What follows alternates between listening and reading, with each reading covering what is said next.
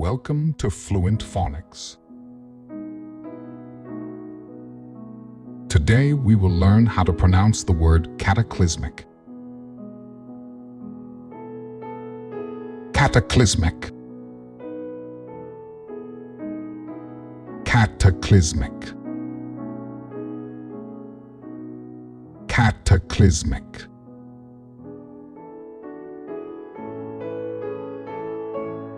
Here's an example of how one might use it in a sentence.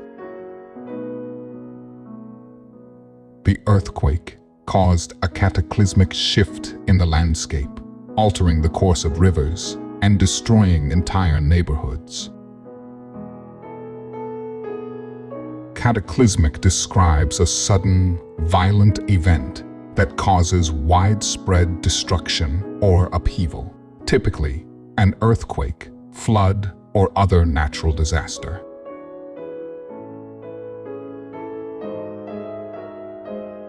Thank you for your time. If you enjoyed this, please like and subscribe for further content.